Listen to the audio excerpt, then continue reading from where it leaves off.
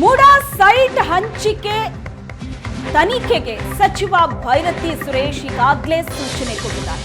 ಆದರೆ ಇದರ ಬಗ್ಗೆ ಶಾಸಕ ಶ್ರೀವತ್ಸ ಪ್ರಶ್ನೆ ಮಾಡಿದ್ದಾರೆ. 4 ವಾರದಲ್ಲಿ ವರದಿ ಕೊಡಬೇಕು ಅಂತ ಸೂಚನೆ ಕೊಟ್ಟಿದ್ದಾರೆ ನಗರಾಭಿವೃದ್ಧಿ ಸಚಿವ ಭೈರತಿ ಸುರೇಶ್. 4 ವಾರ ಯಾಕೆ?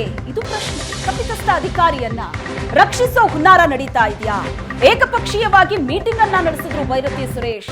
ಅಧಿಕಾರಿಯ ವರ್ಗಾವಣೆ ಮಾಡಿ ಈ ಕೇಸ್ಗೆ ತೇಪೆ ಹಚ್ಚೋ ಕೆಲಸ ಮಾಡಿದ್ರು ಅಂತ ಶಾಸಕ ಶ್ರೀವತ್ಸ ಇಲ್ಲಿ ಕಿಡಿಕಾರಿದ್ದಾರೆ. ಭೈರತಿ ಸುರೇಶ್ ಅವರ ಈ ನಡೆ ಬಗ್ಗೆ ಕಿಡಿಕಾರಿದ್ದಾರೆ ಶಾಸಕ ಶ್ರೀವತ್ಸ ಅವರು. ಏನ್ ಹೇಳಿದ್ದಾರೆ ಬನ್ನಿ. ಯಾಕೆ 4 ವಾರ ಟೈಮ್ ಕೊಟ್ಟಿದ್ದೀರಿ? ಯಾಕೆ ಇಲ್ಲೇ ಕೂತ್ಕೊಂಡು 2 ದಿವಸದಲ್ಲಿ ಹಗಲು ರಾತ್ರಿ ಕೂತ್ಕೊಂಡು ಯಾಕೆ ತನಿಖೆಯನ್ನು ಮುಕ್ತಾಯ ಮಾಡಿ 3 ದಿವಸಕ್ಕೆ ಬರಬೇಕು ಅಂತ ಯಾಕೆ ಹೇಳಲಿಲ್ಲ ಅನ್ನೋದು ಮೊದಲನೇ ಪ್ರಶ್ನೆ. ಎರಡನೇದು, 4 ವಾರ ಸಮಯ ಕೊಟ್ಟಿರುವ ಕಾರಣಕ್ಕೆ 15ನೇ ತಾರೀಕಿಂದ ಅಧಿವೇಶನ ನಡೀತಾ ಇದೆ. ಅಧಿವೇಶನದಲ್ಲಿ ಪ್ರಶ್ನಿಸಿದ್ರೆ 1 ತಿಂಗಳಾದ್ಮೇಲೆ ವರದಿ ಬರುತ್ತೆ, ಆಮೇಲೆ ತಗೋತೀನಿ ಅಂತ ಉತ್ತರ ಹೇಳುವ ತಂತ್ರಗಾರಿಕೆ ಇದರೊಳಗಡೆ ಅಡಗಿದೆ ಅನ್ನುವಂಥ ಸಂಶಯ ನಂದು.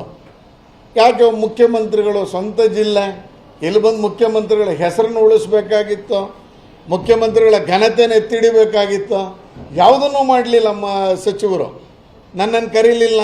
ಅಥವಾ ಮುಖ್ಯಮಂತ್ರಿಗಳ ಸ್ವಕ್ಷೇತ್ರದಲ್ಲಿ ಒಬ್ಬ BJP ಶಾಸಕ ಅಥವಾ ಸದಸ್ಯ ಮೂಡಾ ಮೆಂಬರ್ ಮಾಡಿದ್ದಾನೆ ಅಂತ ನನ್ನ ಕರೀಲಿಲ್ಲ.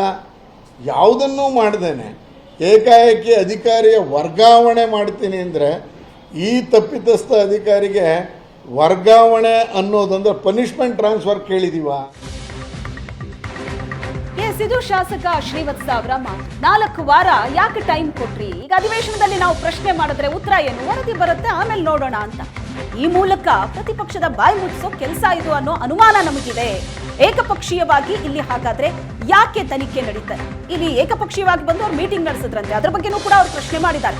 ಒಟ್ಟಾರೆ ಈ ಮೂಡಾ ಸೈಟ್ ಹಂಚಿಕೆಯ ಗೋಲ್ಮಾಲ್ ಪ್ರಕರಣ ಎಲ್ಲಿಗೆ ಹೋಗಲಿಲ್ಲಂತೆ, ಇನ್ನು ಯಾವ್ಯಾವ ಪ್ರಭಾವಿಗಳ ಹೆಸರು ಇದರಲ್ಲಿ ತಳಕು ಹಾಕೊಳ್ಳುತ್ತೆ ಅನ್ನೋದನ್ನ ಮುಂದಿನ ದಿನಗಳಲ್ಲಿ ನೋಡೋಣ.